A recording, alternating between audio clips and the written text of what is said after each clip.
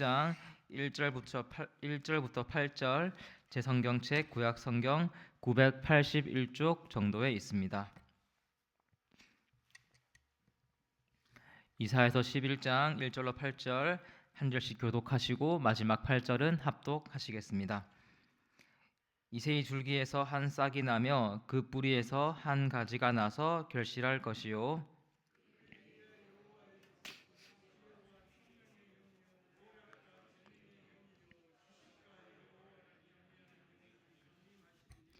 그가 여호와를 경외함으로 즐거움을 삼을 것이며 그의 눈에 보이는 대로 심판하지 아니하며 그의 귀에 들리는 대로 판단하지 아니하며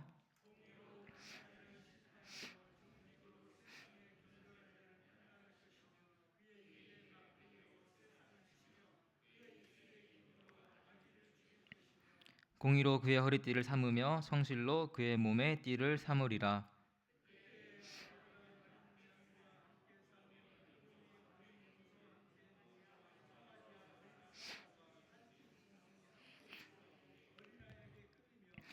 암소와 곰이 함께 먹으며 그것들의 새끼가 함께 엎드리며 사자가 소처럼 풀을 먹을 것이며 젖 먹는 아이가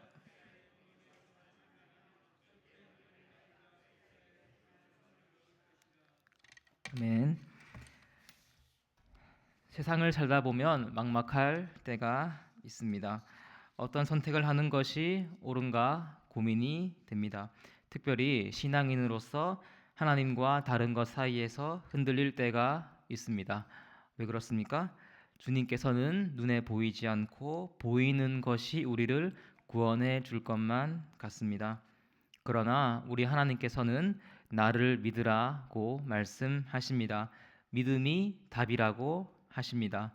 오늘 말씀을 통해 주님만 의지하며 나아가는 저와 여러분 되기를 소망합니다.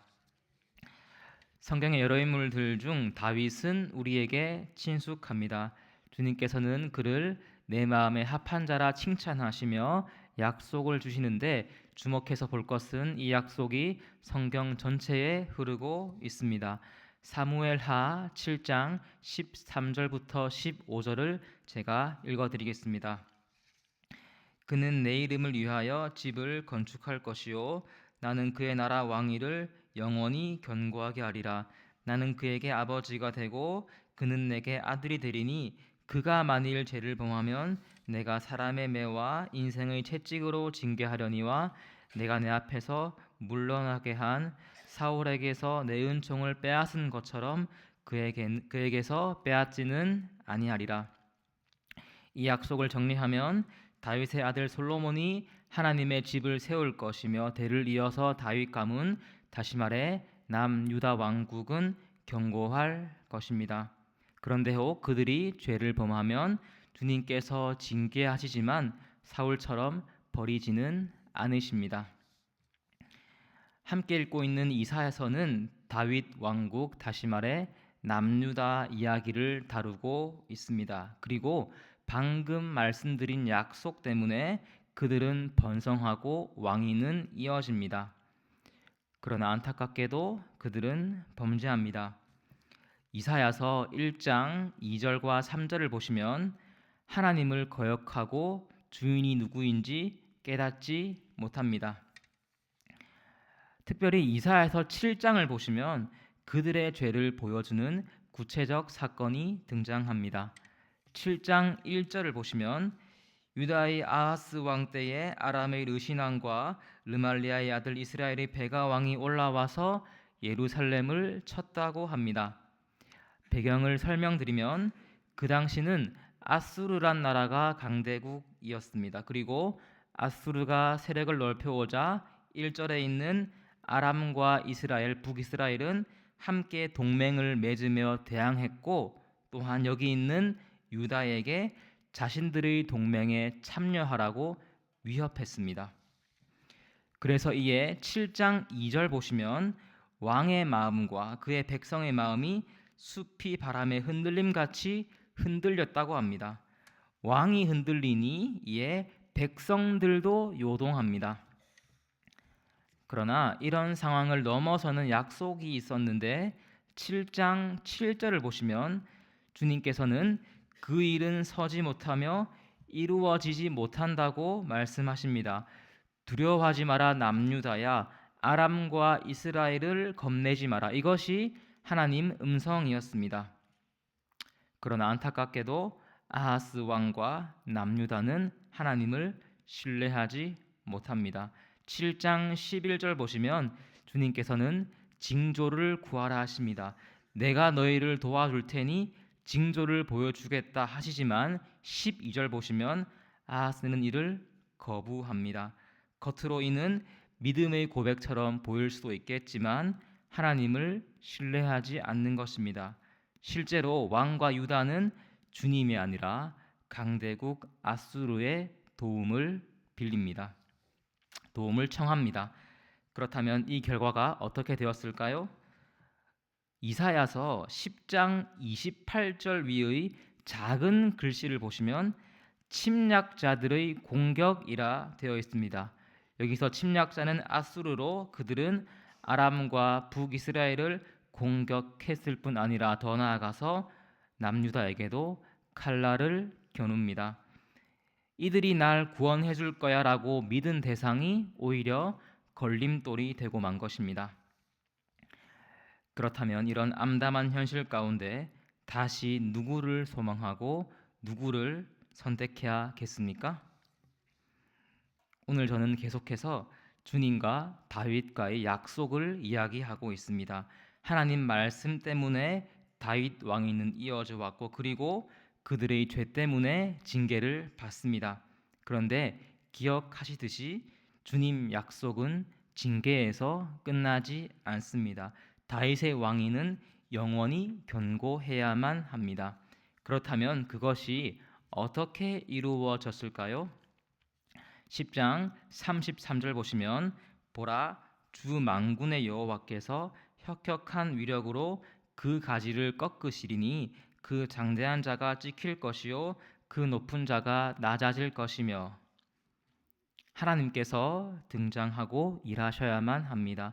그리고 주님께서는 한 명의 왕을 보내십니다. 11장 1절 보시면 그 왕이 누구인지 나와 있습니다. 이새의 줄기에서 한 싹이 나며 그 뿌리에서 한 가지가 나서 결실할 것이요. 다윗의 아버지 이새 그리고 다윗 그리고 그 후손으로 예수님께서 왕으로 오십니다. 다윗 왕위의 견고함은 예수님을 통해서 이루어집니다. 그런데 생각해서 보고 싶은 것은 우리 예수님 강하고 능하시지만 특별히 우리가 주목해서 보아야 할 성품이 있으십니다. 11장 2절 하반절부터 3절 상반절입니다. 그의 위에 여호와를 경외하는 영이 강림하시리니 그가 여호와를 경외함으로 즐거움을 삼을 것이며 아까 살펴보았는데 오늘 남유다 왕국에 왜 위기가 찾아왔습니까?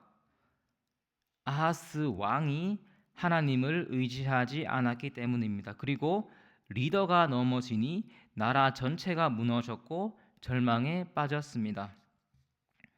그런데 이와 대조적으로 왕이신 예수님은 어떤 분이십니까?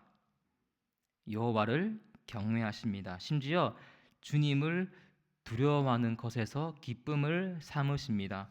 또한 십자가 죽음 앞에서도 하나님만 소망하셨습니다. 그렇다면 예수님께서 왕으로 다스리시는 나라, 다시 말해 하나님 나라는 어떻겠습니까?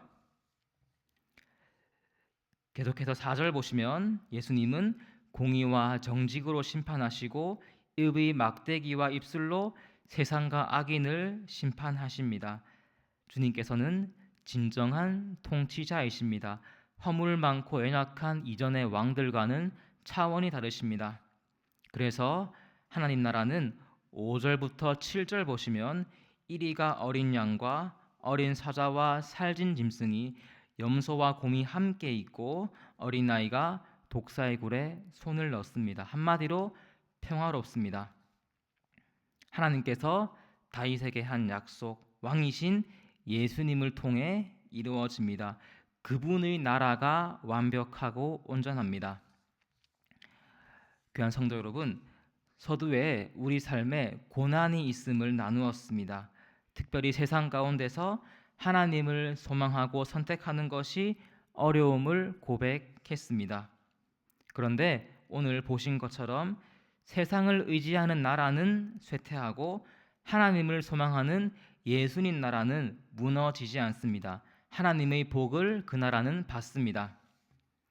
그렇다면 저와 여러분 어떤 선택을 해야겠습니까? 하나님을 의지해야 합니다. 주님이 보이지 않는 현실 속에서 여호와를 앙망해야 합니다. 그런데 여기서 이런 질문을 해보고 싶습니다. 여기 계신 우리들 답은 다 알고 있지 않습니까? 하나님을 신뢰해야 한다. 정답은 나와 있습니다. 핵심은 우리가 그렇게 살 수 없다는 것입니다. 겸손히 고백하면 우리들 믿음이 없고 담대함도 없습니다. 그렇다면 문제입니다.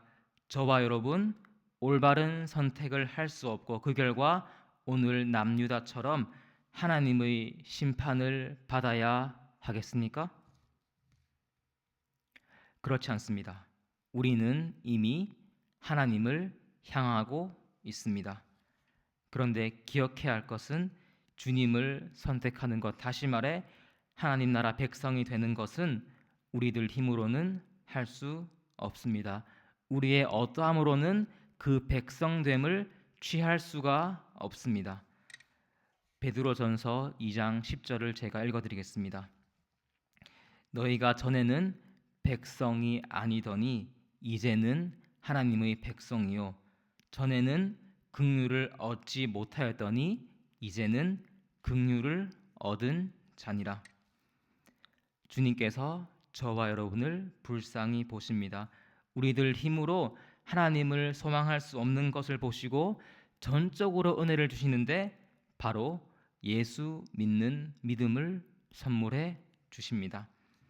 우리는 공로가 없지만 믿음으로 이미 저와 여러분은 예수님을 주로 섬기는 하나님 나라 백성이 되었습니다. 그리고 예수님께서 우리 왕이시면 그 나라 백성인 우리들 이제 마음 편히 먹어도 되지 않겠습니까? 그러면서 그 다음 해야 할 것은 이제 이 은혜에 반응하여 백성답게 사는 것입니다. 나는 이미 하나님의 자녀야. 그러니 예수님처럼 하나님을 경외하며 하나님을 선택할 거야. 이것이 주님께서 원하시는 바른 신앙과 참된 삶인 줄 믿습니다. 은혜가 있고 그 다음 책임이 뒤따릅니다. 바라기는 여기 모인 우리가 삶에서 역경을 만날 때, 특별히 주님을 신뢰하기 어려울 때 먼저는 믿음으로 이미 우리가 주님 나라 백성이 믿기를 기억하길 소망합니다. 그리고 이 기쁨과 평안 가운데 그 다음 담대함으로 주님 선택하기를 소망합니다. 왕 되신 예수님은 저와 여러분을 넉넉히 보호하실 것입니다. 기도하시겠습니다.